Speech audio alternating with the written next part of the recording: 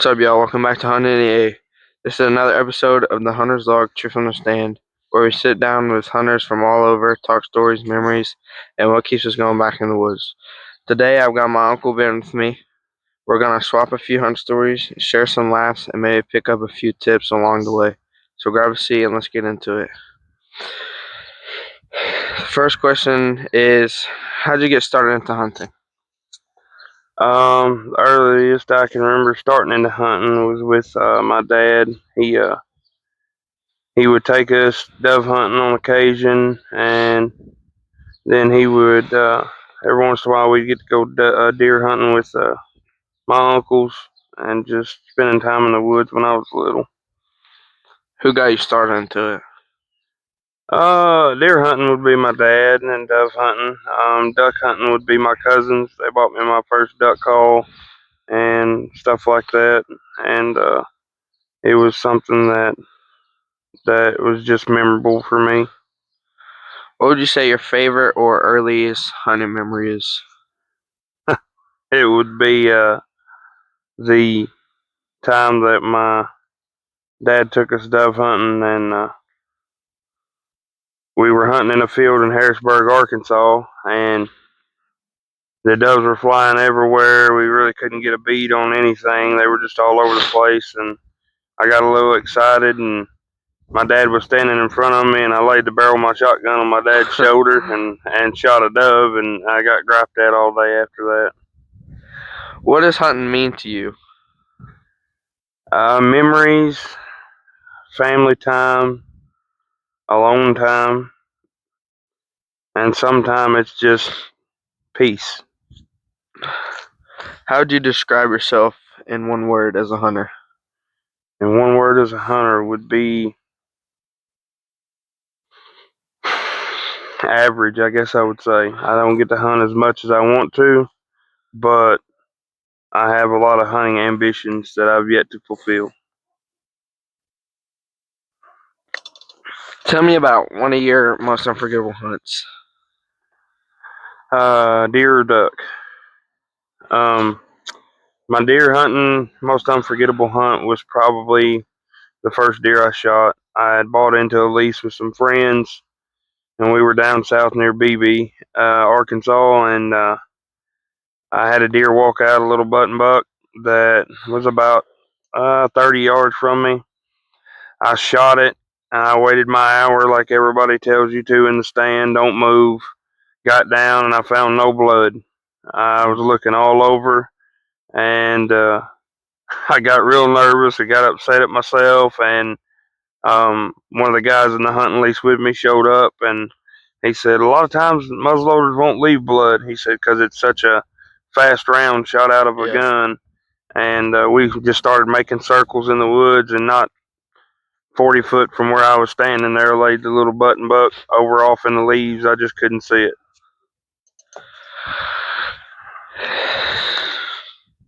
Have you ever had a hunt that's ever went wrong? Oh, yeah. I've had, let's see, we were deer hunting on my Uncle Dan's land, and my dad gave me specific instructions not to lean my gun up the wrong way on the tree. Well, when I got there, I leaned my gun up against the tree, and before I knew it, I turned around and the gun had failed. And then when I took a shot at a deer that I had seen, it was nowhere even close to where it was supposed to hit because I had knocked the scope off. What is your favorite animal to hunt and why?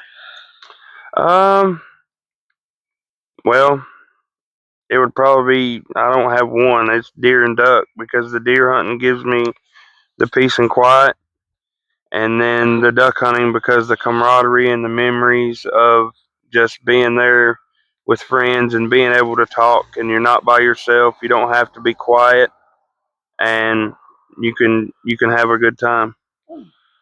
What is a dream hunt that you would like to hunt one day? Probably my dream hunt would be uh, a quail and duck hunt in Mexico, because when you go down there, everything's guided. They're constantly swarming the area. You don't have to do a whole lot. It's one of those hunts you just sit back, shoot a gun, and enjoy yourself. What is one piece of gear that you never leave behind? One piece of deer Gear. gear. Oh, okay. About 4 years ago, I had an older gentleman tell me that back in the day they didn't have scent control. So my scent control that I began using about 3 years ago is you mix a little bit of vanilla with water and shake it up, and you spray it on your shoes and boots and all over your body because that masks the scent of your body smell.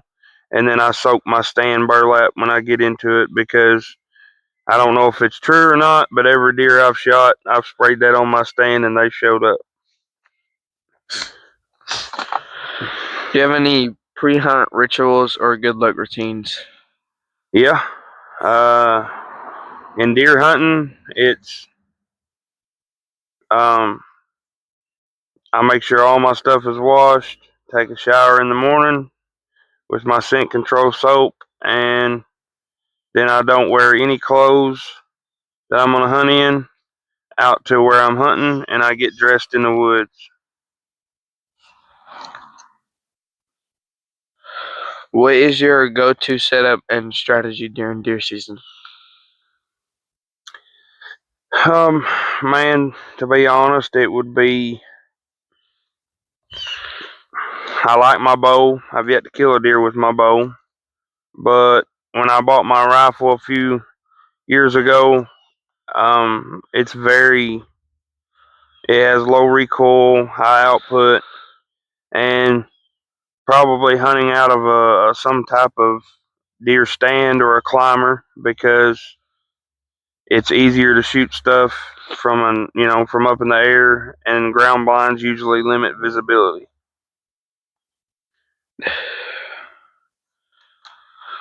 What is your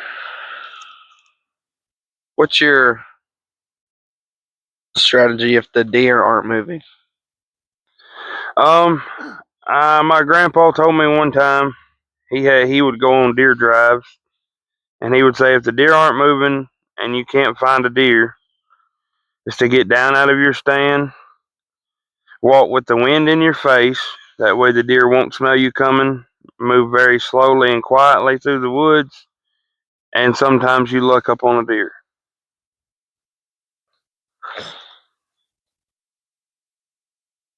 Do you have any quick advice for a beginner A hunter? beginner,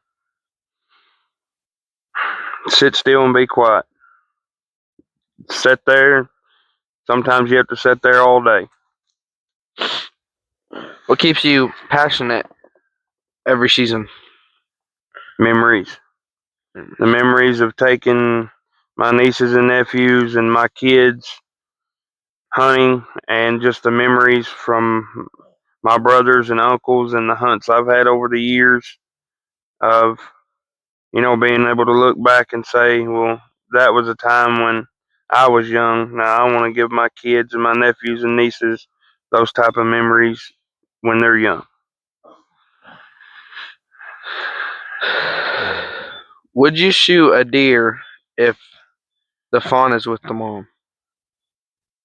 9 times out of 10, no, because that fawn is relying on the doe for subsistence and to show it how to live. If you let that deer walk, 90% of the time there's going to be a buck in the area that's following that doe, and you'll get to see him at some point. And there's the deer population where we hunt in Arkansas. There's too many 2 and 3 year old does that don't have babies that you'll more than likely see.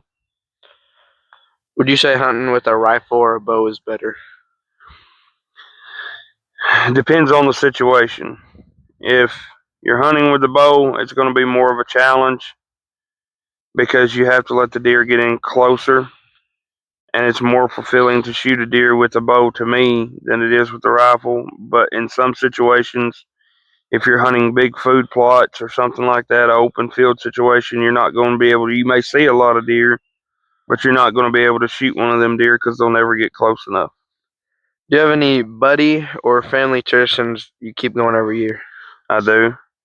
Every year, me and my older brother try our best to make it to one hunt because our grandpa and uncles and dad took us on deer hunts, but ever since we both started duck hunting, we try our best to include our kids and make memories the best we can because to me, that's what hunting's about. Okay, how has hunting changed your life since you started it? It's made me realize that sometimes all it takes is a deer stand and some fallen leaves to have a full reset on life, no matter if it's the stress of life or something's bothering you. 90% of the time, you can sit in the woods, no matter if you see nothing at all, and it can change everything for you. What's one message that you would give to all the hunters out there? Keep doing what you're doing because hunting is a dying art. That if we don't pass it down to generations, then it'll just be extinct. Man, that was a great conversation. Big thanks to my Uncle Ben for joining us today and sharing some awesome hunting memories. If you enjoyed this episode, make sure to hit the like button, subscribe to Hollow and Hunting NEA, and share with a fellow hunter. We've got plenty more stories coming your way. The Hunter's Log, Truth from the Stand. Until next time, stay safe, shoot straight, and we'll see you on the woods.